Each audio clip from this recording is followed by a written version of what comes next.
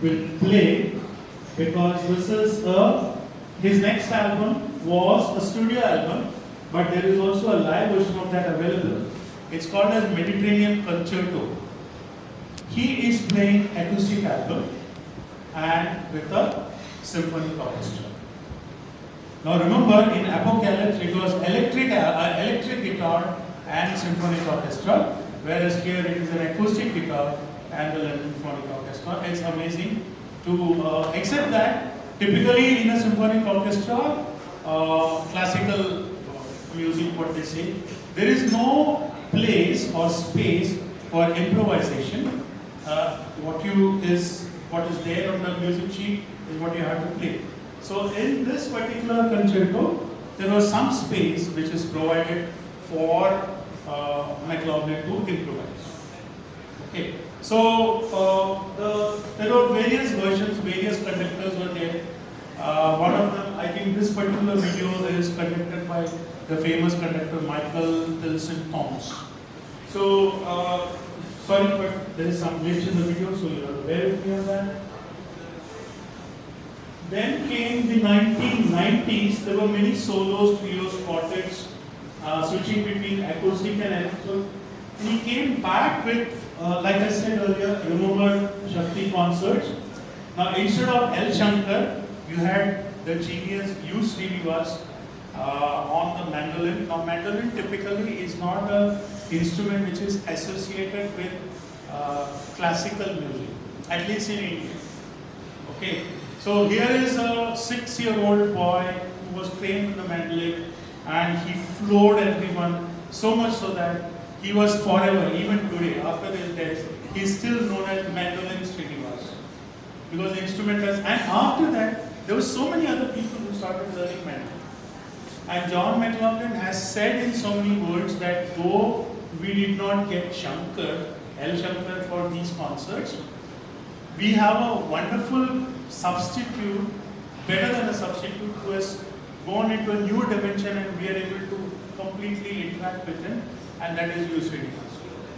And there are a couple of videos also where Srinivas also talks with a lot of respect, saying that John G selected me and it's an honor to play with him. And the interplay between them live, which I saw in that concert in 2003, is really amazing. I mean, it's incredible. And most of the Remember Shakti concerts and albums had only, if I'm not mistaken, only John McLaughlin was the non-Indian, let me put it that way. It was all Hariprasad Chaurasya, Shivkumar Sharma, U. Srinivas.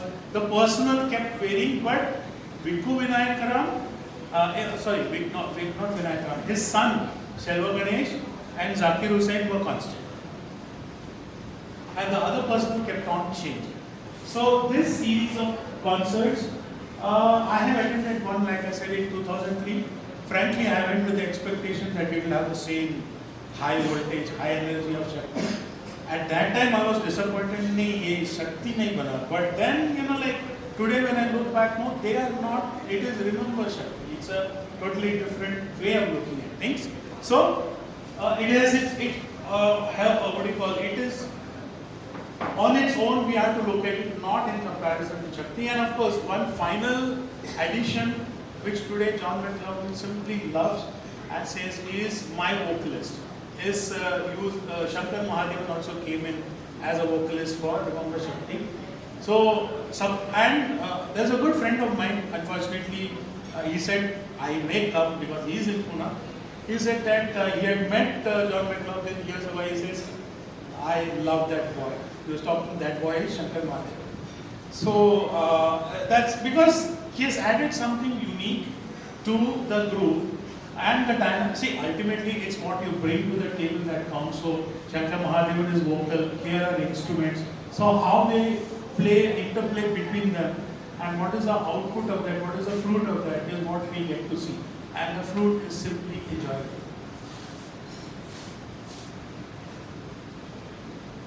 So K.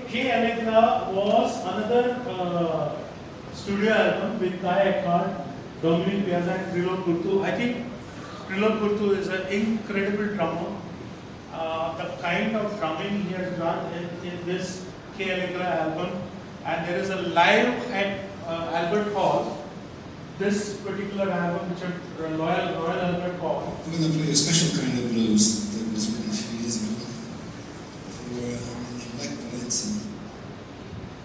We're going to play a special kind of blues that was written a few years ago for LW is Ray Valencia, who was the first. This was not he's Cold War. We're very happy for them. I'm cutting it short, sorry, but in this, at the end, what happens is there is a wonderful interplay between John McLaughlin and Thilo Kuttu. Now, Konakol, for those who don't know, is the bowl, like ta-ding, ta-ding, ta-ka-ding, ta-ding, this sort of stuff which the percussionist always say. So that is known as Konakol.